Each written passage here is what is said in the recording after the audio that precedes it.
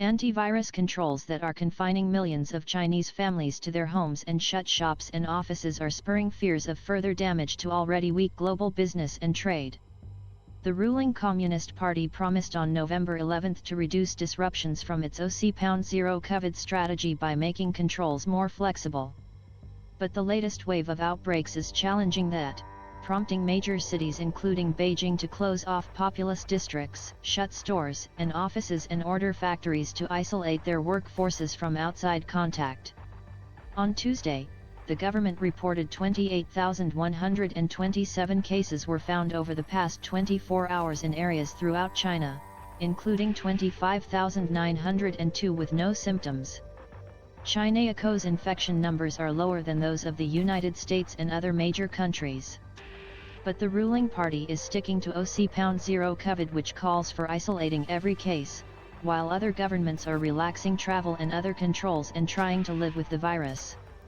Global stock markets fell Monday as anxiety about China's controls added to unease about a Federal Reserve official's comment last week that already elevated U.S. interest rates might have to rise further than forecast to cool surging inflation.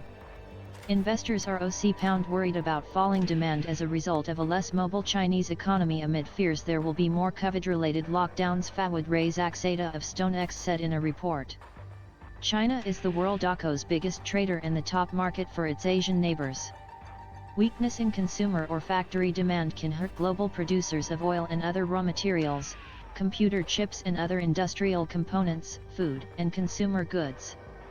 Restrictions that hamper activity at Chinese ports can disrupt global trade.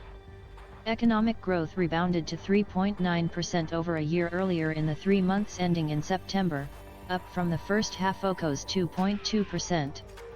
But activity already was starting to fall back. Retail spending shrank by 0.5% from a year earlier in October, retreating from the previous month OCO's 2.5% growth as cities reimposed antivirus controls.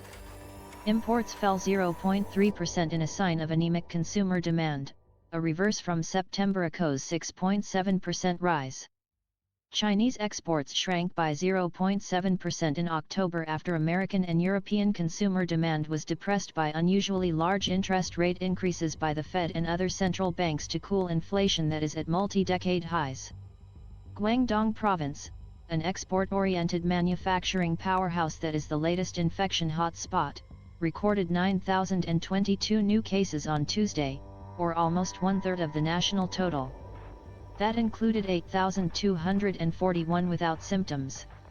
On Monday, the government of the provincial capital, Guangzhou, suspended access to its Baiyun district, home to some 3.7 million people, following outbreaks there.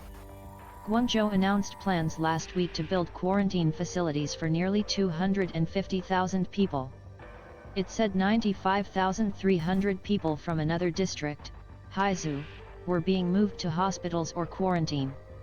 The government of Shijiazhuang, a city of 11 million people southwest of Beijing, said factories that want to keep operating must impose closed-loop management, the official term for employees living at their workplaces.